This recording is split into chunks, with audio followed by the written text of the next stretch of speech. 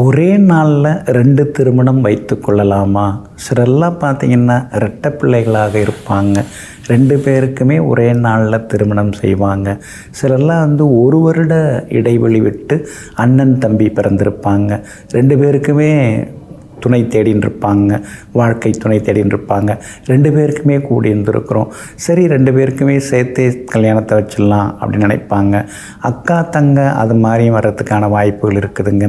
ஆனால் ஜோதிட நூல்களில் ஒரே நாளில் ஒரே குடும்பத்தை சார்ந்த உடன் பிறந்தவங்க 2 பேருக்கு திருமணம் செய்யக்கூடாது அப்படின்னு தாங்க சொல்லப்பட்டிருக்குது. அப்படி செய்கிறதா இருந்தால் 1 மாதமாவது இடைவெளி விட்டு செய்கிறது ரொம்ப ரொம்ப நல்லதுங்க. சிலருக்கு உத்தராயணத்தில் பண்ணிவிட்டு அப்புறம் தட்சிணாயணத்தில் பண்ணுறது அது மாதிரி யோசித்து வைக்கிறதும் நல்லதுங்க. ஏன்னா சுக்கிரன் ரொம்ப முக்கியமான கிரகம். அவர் தான் திருமண பந்தத்துக்கு உரிய கிரகம். அதனால தான் ஜோதிட சாஸ்திரத்தில் களத்திர காரகனாக நாம் அவரை பார்க்குறோம். இப்போ எப்படி சகோதரக்காரகன் செவ்வாய், அதே மாதிரி பூமிக்காரகனும் செவ்வாய், பிதிர்காரகன் சூரியன், மாதுர்காரகனாக சந்திரன், இப்படி மாதுளக்காரகனாக புதன், இப்படி ஒவ்வொரு கிரகத்திற்கும் ஒவ்வொரு காரகத்துவம் இருக்கிறது.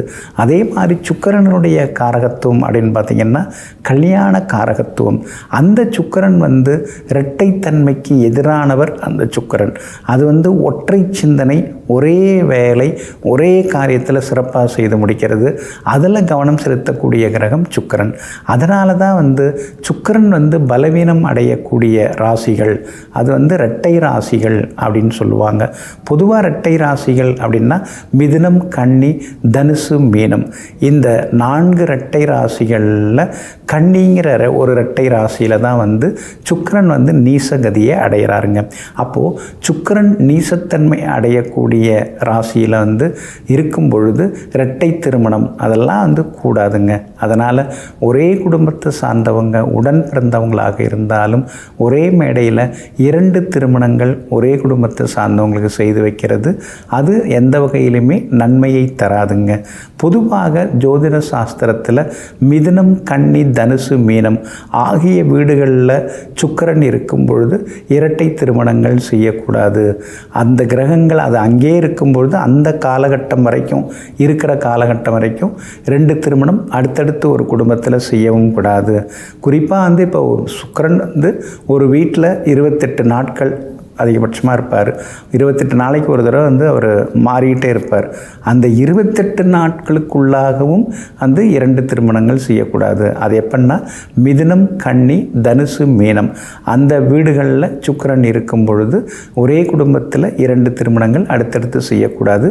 அவ்வாறு செய்தால் முதலில் திருமணம் முடிப்பவர்களுக்கு யோகமும், 2வதாக திருமணம் முடிப்பவர்களுக்கு வாழ்க்கையில் தடங்கல்களும் போராட்டங்களும் இருக்கும் அப்படின்னு சொல்லப்பட்டிருக்குங்க.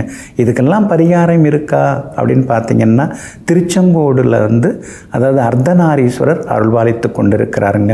அதனால் திருச்செங்கோடு போய் ஸ்ரீ அர்த்தநாரீஸ்வரரை வணங்கிட்டு வரலாம். அது மிகப்பெரிய பலம் கொடுக்கும். வெள்ளிக்கிழமை சுக்கிர வாரத்தில் போய் நீங்கள் வணங்கிட்டு வரலாம். அதே மாதிரி பார்த்தீங்கன்னா கும்பகோணம் பக்கத்தில் பட்டீஸ்வரம், அதுக்கு பக்கத்தில் திருசக்தி முற்றம் அப்படின்னு ஒரு அற்புதமான ஊர் இருக்குதுங்க. அங்கே போய் வணங்கிட்டு வரலாம். இன்னொரு பக்கம் பார்த்தீங்கன்னா காஞ்சிபுரத்தில் ஸ்ரீ ஏகாம்பரேஸ்வருடைய சன்னதியிலையும் அம்பாள் ஆவுடரையாரை தழுவியது போல இருப்பாங்க. அங்கே சென்று வணங்கிட்டு வரலாம். இந்த மாதிரி ஆலயங்களுக்கு சென்று வணங்கிவிட்டு வருவதன் மூலமாக ஒரே குடும்பத்தில் ஒரே நேரத்தில் 2 திருமணங்கள் செய்து ஒருத்தர் நல்லாவும் இன்னொருத்தர் நல்லா இல்லாமலும் இருக்கிறவங்களுக்கு நல்லதெல்லாமே நடக்க ஆரம்பிச்சிருங்க. அதனால் ஜோதிட சாஸ்திரத்தில் சொல்லப்பட்டிருக்கிறது எல்லாமே அறிவியல் காரண காரியங்களினுடைய அடிப்படையில் சொல்லப்பட்டிருக்கிறதுனால அதை தெரிந்து வைத்து கொண்டு அதற்கு தகுந்தாற் போல நாம் வாழ்வோம். நெஞ்சிற்கினியவர்களே, சோமவாரமாகிய இன்றைய நாள் உங்களுக்கு அனைத்து சௌபாக்கியங்களையும் அள்ளித்தரும் அதிர்ஷ்டகரமான நாளாக அமையட்டும்.